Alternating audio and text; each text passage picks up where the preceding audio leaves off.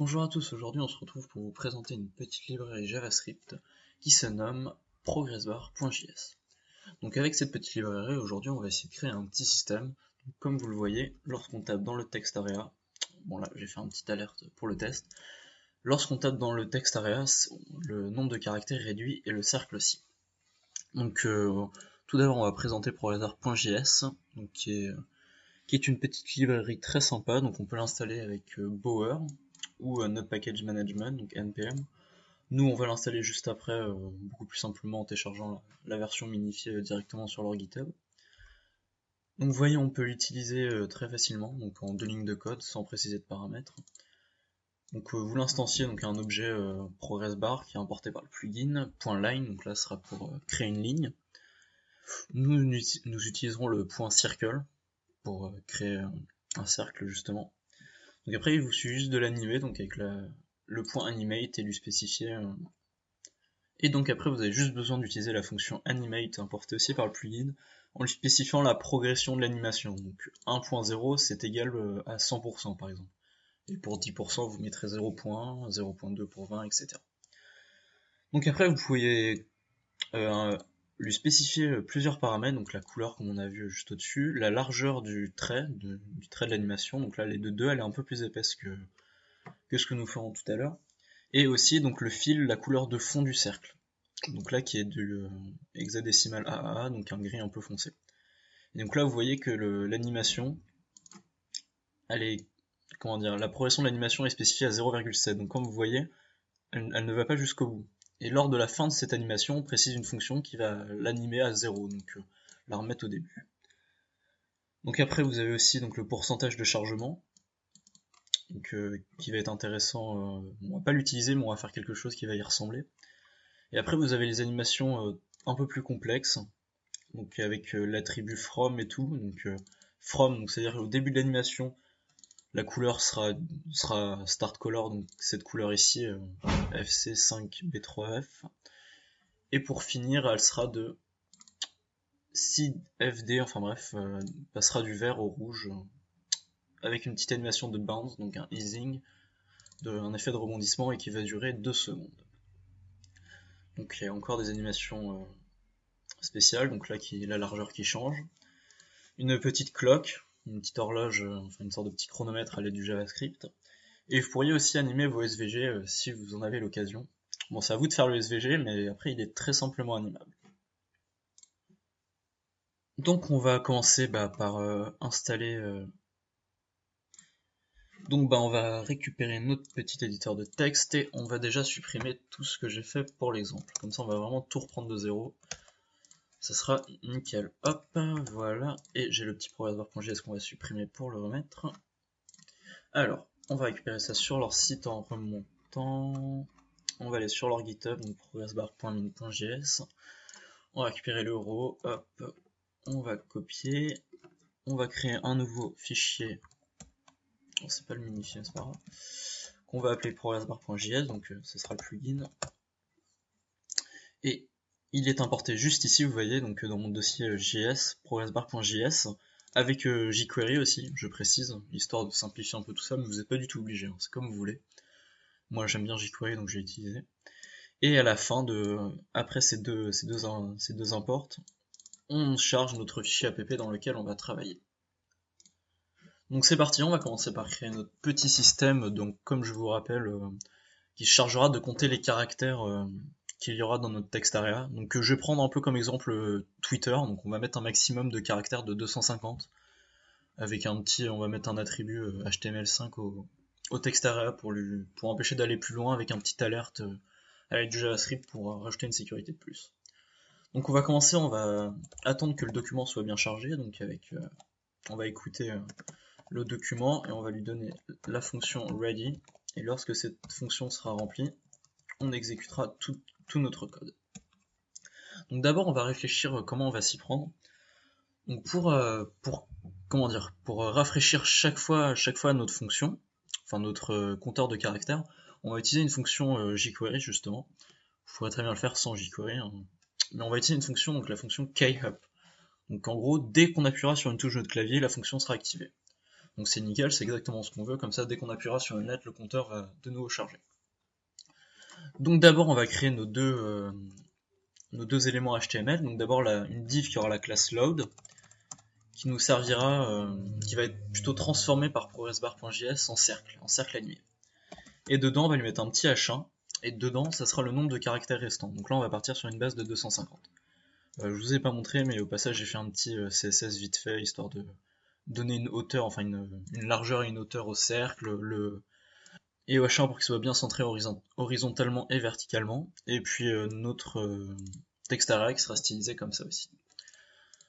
Donc on va maintenant aussi créer notre text area. Donc on va pas lui donner de name parce qu'on n'est pas dans un formulaire, on n'est pas... Hop là, l'ID j'aurais dû le laisser. On est juste dans un test, donc on va lui remettre un ID, on va lui donner l'ID tweet, et on va lui donner l'attribut max-length on va lui mettre 250 du coup. Tac tac tac, 250. Et un petit placeholder aussi pour lui indiquer le tweet. Donc entrez votre tweet. Enfin, un petit message indiquant à l'utilisateur que c'est ici qu'il faut remplir le tweet. Donc voilà, du coup on va pouvoir récupérer cet élément en JavaScript. Donc on va écouter donc la fonction kUp sur cet élément. Donc lorsqu'on appuiera sur une touche quand on sera dans cet élément, ça activera la fonction. Donc kUp, ça va lancer une fonction qui ne prendra aucun paramètre. Même pas l'événement, on s'en fiche. Donc hop. Donc du coup, on va commencer par créer trois variables. Donc une variable qui sera la variable totale, donc qui sera notre nombre de caractères que l'utilisateur a de disponible pour écrire. Donc ça sera plus simple pour les modifications de modifier juste cette variable. Et aussi le HTML. Donc on va mettre 250. On va créer une variable, donc celle-là est très importante, enfin comme la première. Ce sera la variable restant. Non pardon, la variable on va l'appeler lettre. Restant ce sera pour après. Donc lettre en gros ça va se charger de compter le nombre de lettres qu'on va écrire à chaque fois qu'on appuiera sur une touche dans notre texte area. Donc on va récupérer déjà le texte area, donc qui va être this, parce qu'on travaille actuellement dans cet élément quand on lance la fonction kUp, donc il est récupérable par this. Et on va d'abord regarder ce que donne la fonction val, donc la fonction value. En gros ça récupère la value du texte area. Donc par exemple si on tape je sais pas test dans le texte area à chaque fois, on va récupérer test en value. Donc on va faire un test, on va faire un console.log de lettres, hop. On va actualiser, on va inspecter l'élément, hop là, je récupère ma console, donc voilà, console, et en gros, dès qu'on va taper, hop, et donc en gros, dès qu'on va taper, on va avoir un petit, hop là, j'ai pas actualisé, hop, donc oui, le cercle n'est pas apparu parce qu'on l'a pas encore animé. Donc hop, vous voyez, ici, j'ai bien tous mes éléments, donc à chaque fois il fait un console.log des nouvelles lettres. Donc vous voyez, donc ça récupère la value. Mais nous, c'est pas ce qu'on veut, on va récupérer le nombre de lettres qu'il y a dans la value. Donc du coup, on va utiliser une fonction qui va être une fonction qui va être length.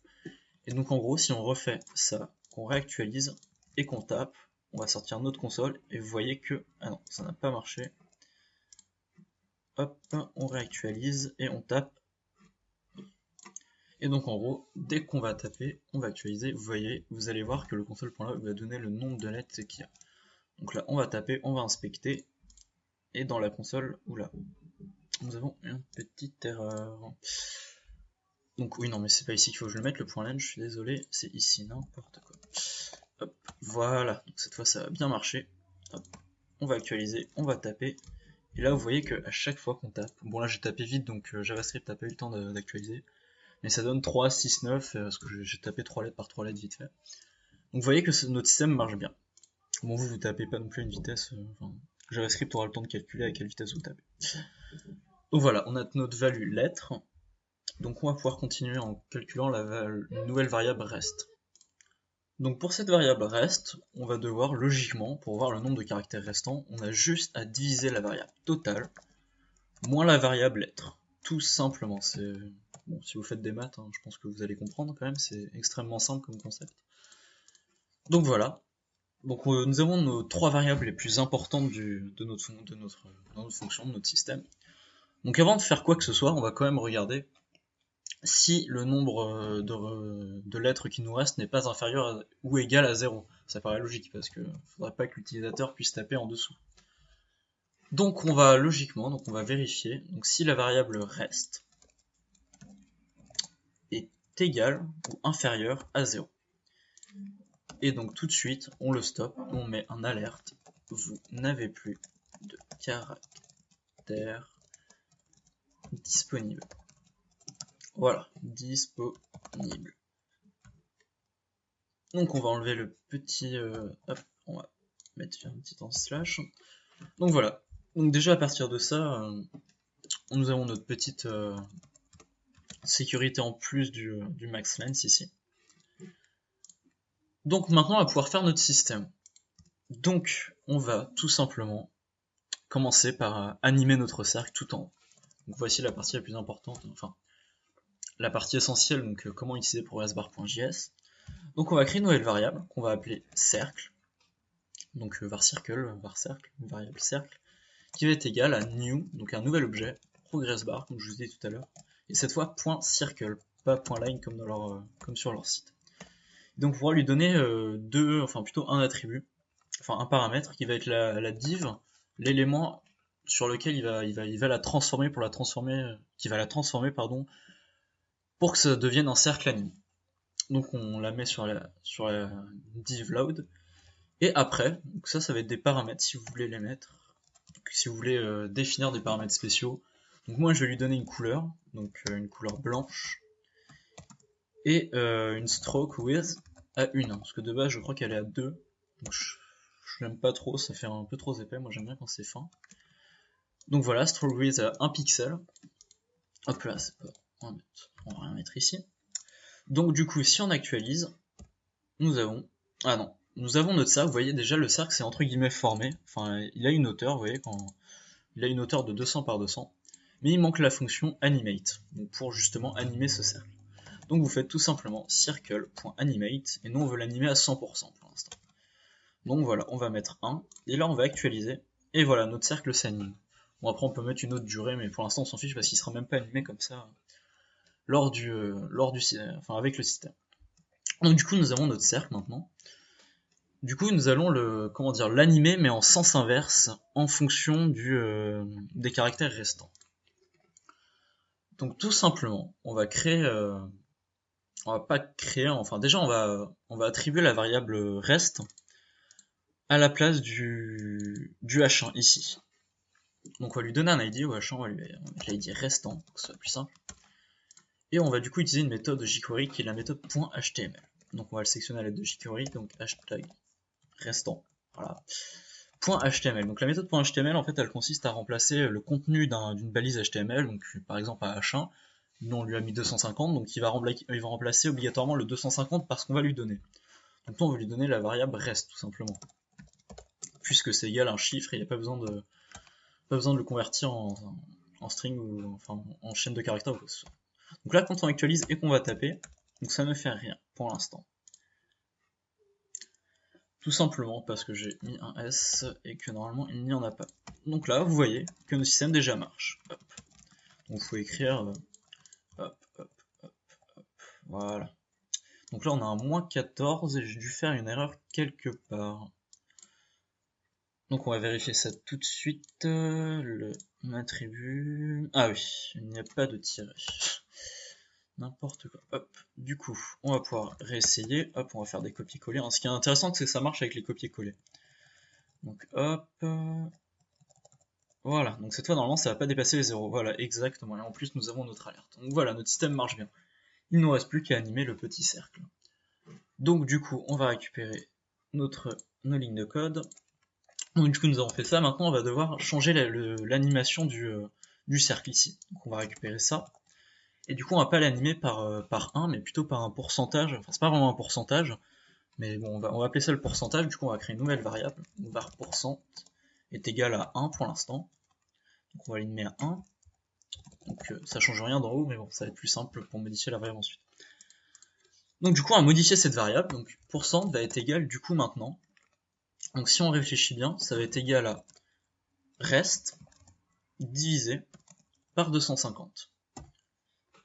J'espère que vous comprenez pourquoi. Donc on va faire un alerte de %. Hop, vous allez voir tout de suite ce que ça va donner comme valeur.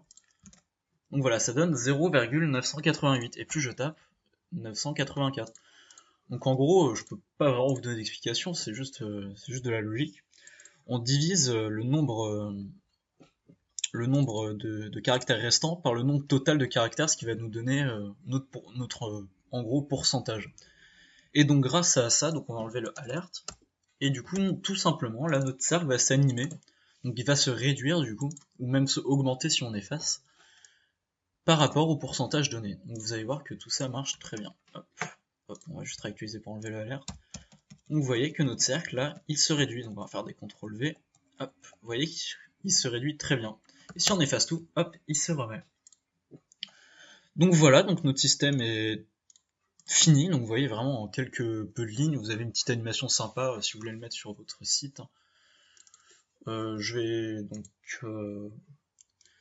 donc voilà, donc vous pouvez essayer de mettre un point line tout simplement, vous verrez que ça fait tout à fait la même chose. Bon, cette fois c'est un peu bugué parce que j'avais pas prévu le style là, mais vous voyez que quand on tape, il se réduit. Bon là ça se voit pas, on va faire un hop.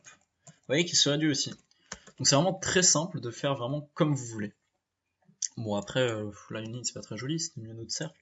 Mais vous pouvez même utiliser des SVG par exemple, genre faire un système sympa, mais pas forcément compteur de caractères. Vous avez vraiment plein de possibilités sympas à faire avec SiteLibrary.